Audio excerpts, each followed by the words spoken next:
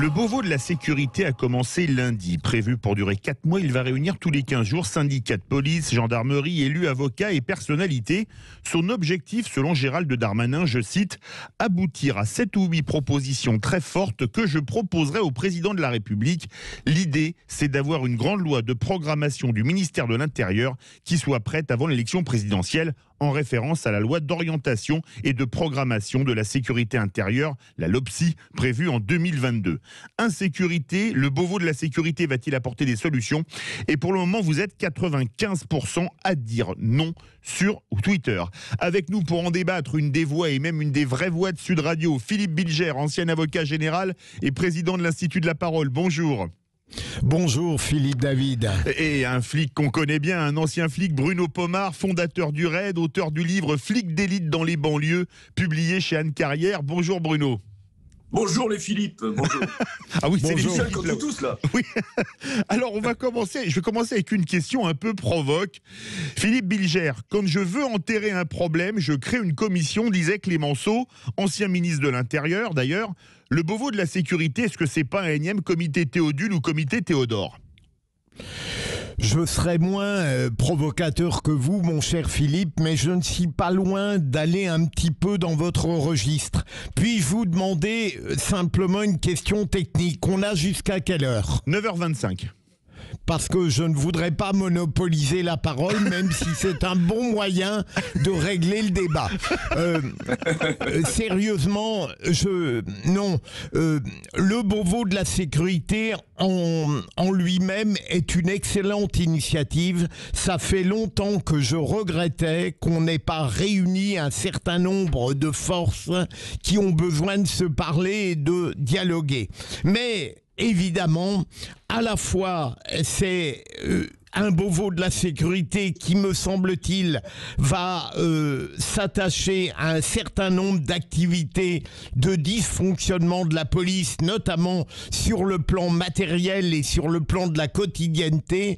Mais ça n'est pas ça le problème central de la police dans son rapport avec le pouvoir et avec la population. Et deuxième élément, ma crainte, et je l'ai vu indiqué dans certains médias, c'est qu'on réduise le Beauvau de la sécurité à un scandaleux débat sur des prétendues violences illégitimes de la police. Donc, Beauvau de la sécurité, bonne initiative, mais qu'est-ce qu'on va en faire si on n'y met pas les citoyens et si on n'y met pas les journalistes qui trop souvent donnent une image dégradée des forces de l'ordre. D'habitude, après l'avocat général, c'est l'avocat qui parle. Là, c'est le policier qui, en plus, fait partie du Beauvau de la sécurité. Bruno Pomar, comme vous y participez, est-ce que c'est pas un énième comité Théodule ? Écoutez, je serais beaucoup plus optimiste que mon ami Philippe Bilger, évidemment. Et ça m'étonne d'ailleurs la position de Philippe Bilger sur le sujet, puisque c'est un homme de droit, d'ordre. Donc ça m'étonne un petit peu sa réaction. Mais encore une fois, je crois qu'il y a nécessité, évidemment, de réformer notre police. Je pense que la capacité de Darmanin à avoir mis les pieds dans le plat, comme on dit, c'est-à-dire à lancer ce Beauvau de la sécurité avec les fameux 8 péchés capitaux. Donc ça porte bien son nom, 8 péchés capitaux, c'est-à-dire les choses qui ne vont pas dans la police nationale. Je pense que c'est une bonne chose. Quant à dire que les policiers et les gendarmes se retrouvent qu'entre eux, c'est pas tout à fait vrai, puisque notre association, nous en tant qu'acteurs civils de la société civile, nous sommes présents. Mais je pense qu'il va y avoir une ouverture et moi j'ose espérer que ce soit quelque chose de très positif. D'ailleurs, dans les annonces du Premier ministre sur ce sujet, ça a été quand même des choses qui me paraissent intéressantes, surtout sur le volet police-population. Philippe Bilger l'a très bien dit, c'est un sujet essentiel. C'est pour ça d'ailleurs que la première table ronde commence lundi et j'aurai le plaisir d'en faire partie pour apporter des propositions et non pas simplement pour parler, parce que j'ai entendu dire ces derniers jours, évidemment, certains scientifiques, sociologues, chercheurs, tous ces gens qui cherchent depuis des années d'ailleurs, ce que va devenir la police, ont critiqué. Vous allez me dire, c'est très français de critiquer. Dès que quelque chose commence à arriver, boum, tout de suite, on tape dessus comme ça. Je trouve que c'est un peu pathétique et j'espère encore une fois que cette grande messe qui va durer plusieurs mois d'ailleurs, va être positive. Et je crois que ça va être positif puisque les propositions qui sont faites, quand même, sont faites par des gens qui sont légitimes, puisqu'il y a des syndicats de police qui ont récupéré toutes les doléances des policiers sur le terrain. Ça va de la captation vidéo en passant par le maintien de l'ordre, la formation, le matériel, la justice, qui est un vrai sujet. Vous savez qu'au début du Beauvau de la sécurité, ce n'était pas prévu. Et c'est vrai qu'il y a un gros travail à faire entre le lien police-justice sur ce projet-là. Donc je suis, moi, par rapport à mon ami Philippe Bilger, optimiste, j'ose espérer que je ne me tromperai pas. Alors justement, tiens, Philippe Bilger, vous avez entendu Bruno Pomar qui a dit une chose qui a fait bling-bling dans ma tête. Il a parlé de la justice, un Beauvau de la sécurité. Pourquoi pas avoir fait un Vendôme de la justice en même temps? Mais vous avez totalement raison, Philippe. Depuis lorsque j'étais magistrat, en fait, j'aurais souhaité des états généraux de la justice et de la sécurité. Et il est évident que l'optimisme de Bruno est à la fois, je le félicite d'être optimiste sur un sujet pareil, mais d'autre part, il me paraît tout de même volontariste dans l'humeur positive qu'il a. Parce qu'il faut être clair, bien sûr, les rapports de la police avec la magistrature ne sont pas bons, et je trouve que les syndicats policiers parfois soutiennent des causes très secondaires au lieu de se battre sur l'essentiel. Et là, je me distingue de Bruno. L'essentiel dans le regard qu'on porte sur la police et sur la gendarmerie ne tient pas à la matérialité, mais tient à la dévastation du rapport citoyen entre la police et le pouvoir. Et cela, c'est un problème grave. Du Beauvau, on ne sortira rien parce qu'en réalité, on ne parviendra pas à éradiquer cette scandaleuse présomption de culpabilité qui pèse sans arrêt sur la police et la gendarmerie lorsqu'elle est confrontée aux voyous, à une quotidienneté troublante, à des moments extrêmement délicats. Donc, moi, peut-être suis-je trop méprisant de la quotidienneté, mais je crois qu'il y a un état d'esprit fondamental qu'il faudrait changer, et ça n'est pas le Beauvau qui le fera, même si, encore une fois, je suis heureux de son existence, c'est mieux que rien. Qu'est-ce que vous en pensez de ce que vient de dire Philippe Bilger, Bruno Pomar ? Je crois qu'il ne faut pas attendre non plus tout de la police, pas plus des syndicats d'ailleurs, et de la gendarmerie. Je crois que cette problématique de la sécurité, Philippe le disait à l'instant, c'est vrai que sur le terrain, évidemment, le Beauvau ne va pas changer totalement la forme des choses, c'est-à-dire que de la délinquance, il y en aura toujours. La société produit de la délinquance par nature. Sinon, il n'aurait pas besoin d'avoir de la police, pas plus que de la justice. Donc, je pense qu'à ce sujet-là, il y a un rôle essentiel, et le continuum de sécurité le propose. Ça, je pense d'abord à la fameuse loi sur la sécurité globale, la loi de Fauvergue-Thourot sur police nationale, police municipale, les associations qui, évidemment, ont un rôle essentiel. La sécurité, c'est l'affaire de tous. Et si on veut être efficace, avoir des résultats, on ne va pas, je précise bien, les problématiques de sécurité ne finiront pas après ce mot, évidemment. Je pense qu'on a tous un travail ensemble à faire, et moi je pense beaucoup à la société civile pour pouvoir être un espèce d'amortisseur. Je le dis souvent, moi, à travers le travail qu'on fait, on est un amortisseur des mots MAUX de la société. Et je crois qu'on a un véritable travail à faire, parce que si on arrive, nous, à amortir les problématiques qu'on rencontre dans les quartiers, et il y en a souvent, je pense qu'on va réduire en même temps le travail conséquent et énorme que produisent nos policiers, et ils pourront, d'un autre côté, travailler sur les problématiques les plus graves, c'est-à-dire les trafics de stupes, tout ce qui est séparatisme, etc.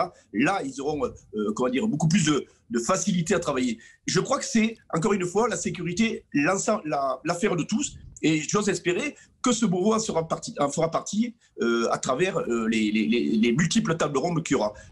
Pour preuve, effectivement, mon association est invitée, et j'en suis très content parce qu'on travaille depuis des années sur ces sujets-là. Alors vous allez me dire, je n'ai pas changé la face de la société, peut-être, mais nous sommes un véritable amortisseur dans ce qu'on fait sur le terrain en direction de la jeunesse en particulier. Alors justement, le ministre de l'Intérieur, Gérald Darmanin, espère 7 ou 8 mesures fortes. Philippe Bilger, pour vous, ancien haut magistrat, quelles seraient les 1 ou 2 mesures les plus importantes, fortes, à sortir de ce Beauvau de la sécurité? Parce que 8, ça fait beaucoup. Mais surtout, pardon de revenir là-dessus, c'est mon obsession. Il faudrait qu'un jour, on ait un pouvoir un État à la hauteur de la qualité de sa police et de sa gendarmerie. Il faut un jour mettre les pieds dans le plat et la lucidité dans le débat. C'est-à-dire que la police, bien sûr, elle a besoin de matérialité. Bien sûr, elle a besoin d'alléger des rythmes, de se consacrer à l'essentiel, mais elle a surtout besoin d'être respectée et défendue par un pouvoir. Et qu'on le veuille ou non, et Bruno a beau dire tout ce qu'il veut, je suis sensible au fait que son association ait été invitée, mais ça n'est pas cela qui fera du Beauvau forcément un succès éclatant. Il faut absolument qu'il y ait une sorte de psychanalyse du pouvoir qui expliquera pourquoi la police n'est pas considérée et comment on pourrait la faire respecter, notamment en la défendant dans toutes les circonstances difficiles auxquelles elle est confrontée. Bruno Pomar, une ou deux mesures essentielles sur les 7 ou 8 qu'espère Gérald Darmanin? Celle qui est essentielle pour moi, c'est la formation. Le travail sur la formation, c'est en cours. Il y a du travail qui est déjà effectué, mais c'est essentiel. Et je pense surtout le management, qui est une vraie. Vous savez, ces grandes maisons-là sont contrôlées par des directions et des hauts fonctionnaires. Et il faut à tout prix qu'on retravaille le management parce que nos policiers sur le terrain en ont véritablement besoin. Moi, pour en avoir souvent au téléphone, évidemment, des bénévoles qui font partie de ma structure, ben souvent ils ont besoin de réconfort, d'être soutenus par la population, évidemment, et c'est le but aussi d'une de ces tables rondes, de la relation police-population, mais également avec les médias, parce que c'est vrai que votre sondage est un peu accablant, évidemment, personne n'y croit à ce Beauvau. Mais quand vous regardez le sondage du Crisis, il y a quand même 75% des Français qui aiment leur police. Donc c'est quand même très positif. Par contre, dans les médias, de quoi parle-t-on? Des 25%, grosso modo, qui n'aiment pas la police, puisque ce sont soit certains politiques d'extrême gauche qu'on connaît bien, soit tout simplement... Pas seulement souvent, Philippe. Hein. Et également, eh bien, évidemment, dès qu'il y a un problème dans un quartier, évidemment, on met ça en avant. Si on pouvait mettre en avant aux accus, par exemple, tout simplement, le nombre de policiers qui, tous les jours, secourent et aident des gens, ben, c'est peut-être moins croustillant à faire, mais je pense que ça serait quelque chose d'important en termes d'image. Alors, il nous reste 2 minutes. Je voudrais vous poser une question à chacun. Vous avez 1 minute chacun, pardon, pour la même question. Ouais. Une grande loi, comme le veut Gérald Darmanin, est-ce utile, sachant qu'on est le pays qui a le plus de lois, mais qui applique le moins les lois?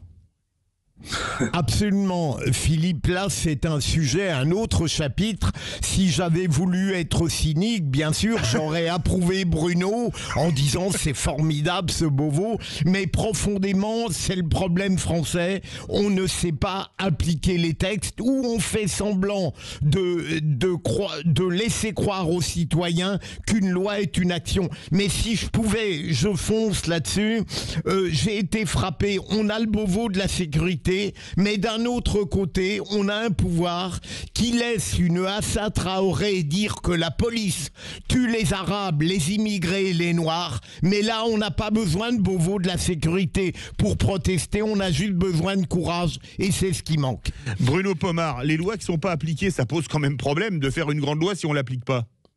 Oui, on est un peu on est les champions du monde, effectivement. Dès qu'il y a un problème, on fait une loi, un décret, quelque chose, et on a l'impression, avec ça, le politique a l'impression qu'il répond.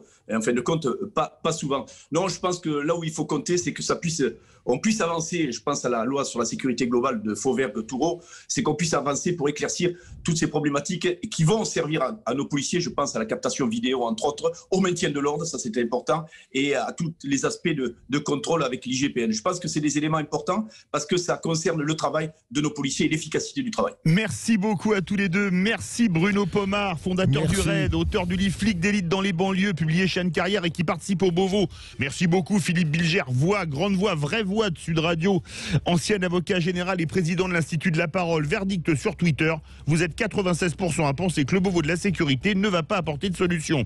De suite, Osez investir, Thomas Binet et sa bande. Dans l'hebdo, Céline Mahinck, dirigeante d'Eden Finance, et dans le club, Olivier Babot, économiste.